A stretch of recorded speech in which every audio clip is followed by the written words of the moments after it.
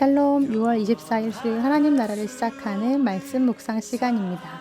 날씨가 한참 무덥더니 반가운 비 소식이 있습니다. 가물고 메마른 우리 삶 속에도 이 비와 함께 반가운 소식들이 찾아오길 기도해 보는데요. 오늘도 성령님께서 각 사람의 마음에 성령의 단비를 내려주시길 소망하면서 오늘 하나씩 말씀 묵상 시작하겠습니다. 오늘의 본문인 고린도전서 15장 1절로 11절까지의 말씀을 먼저 김영숙 집사님께서 낭독해 주시겠습니다.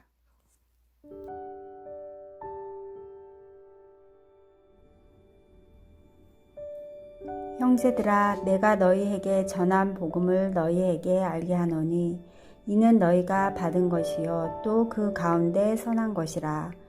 너희가 만일 내가 전한 그 말을 굳게 지키고 헛되이 믿지 아니하였으면 그로 말미암아 구원을 받으리라.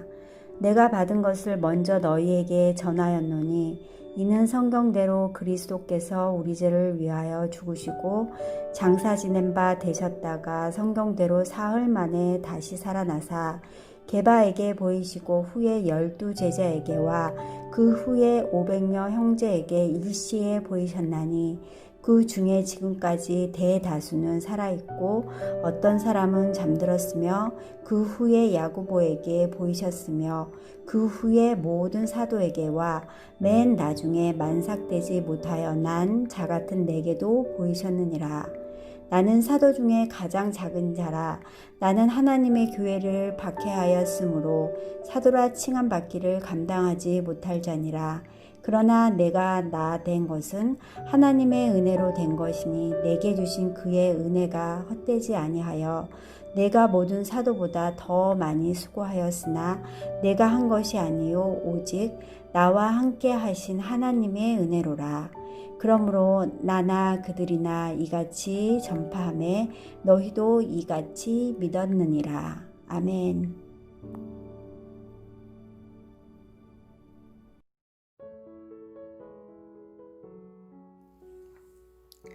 고린도전서 15장은 부활정으로 잘 알려져 있습니다. 바울은 이제 고린도 교회의 새로운 문제인 부활의 문제로 넘어가는데요. 고린도 교회 당시 사람들은 헬라 철학의 지배를 받고 있었는데 영과 육을 분리해서 영은 선한 것으로 육은 악한 것으로 생각을 했습니다. 하여 죽음은 영혼이 드디어 육체라는 감옥에서 해방되는 영광스러운 일로 보았는데 이 몸이 다시 부활한다고 하니 이를 거부하고 몸의 부활을 부인하는 사람들이 있었던 것입니다. 이러한 경향 때문에 일부 고린도 교회 성도들 중에도 장래의 부활을 의심하거나 그리스도의 부활조차도 인정하지 않는 자들이 있었는데요.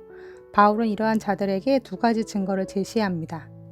첫 번째는 아직도 예수의 부활은 역사적인 실제 사건으로 이를 직접 목격한 수많은 사람들이 살아있다는 것과 두 번째는 사도들을 비롯해서 고난과 죽음의 위협에도 십자가와 부활의 복음을 전하고 있는 사도들과 자신이 그 부활의 증거라는 것입니다.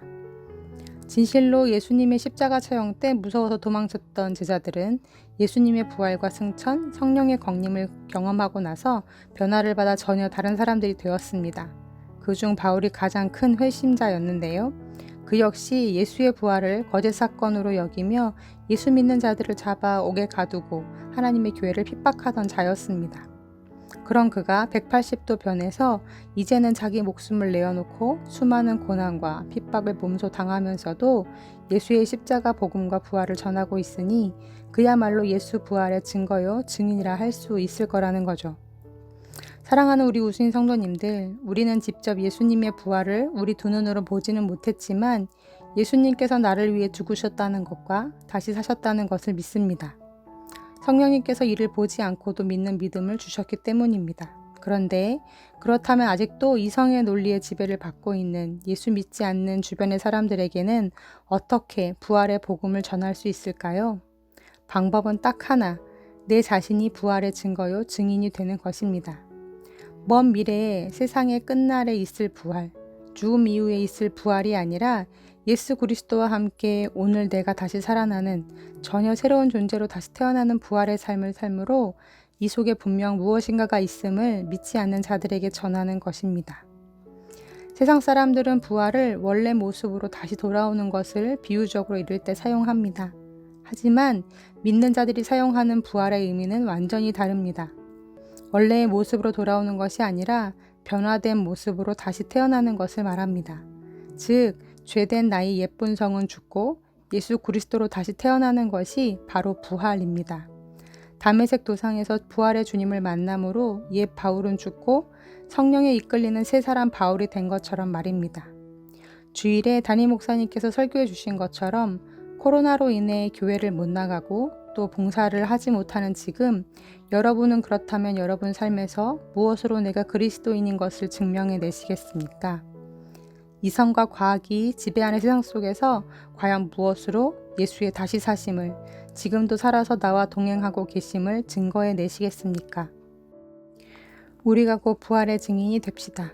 내가 그리스도와 함께 십자가에 못 박혔나니 그런즉 이제는 내가 사는 것이 아니요 오직 내 안에 그리스도께서 사시는 것이라 하신 하나님의 말씀이 온전히 내 안에 체화되어 세상 사람들이 보기에는 절대 일어날 수 없고 납득되지 않는 삶을 삶으로 예수 부활을 우리 삶으로 증명해내는 부활의 증인들이 다 되시기를 간절히 소망합니다.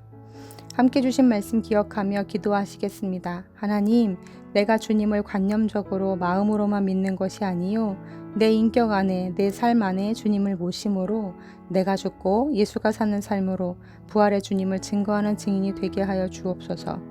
내가 할 수 없는 그것을 오직 주님이 하게 하심으로 하나님의 은혜가 내 삶을 이끌어가고 나와 함께하는 자들이 이를 통해 주님을 알 수 있고 주님을 볼 수 있도록 하는 예수의 거울이 되게 해달라고 이 시간 함께 기도하시겠습니다.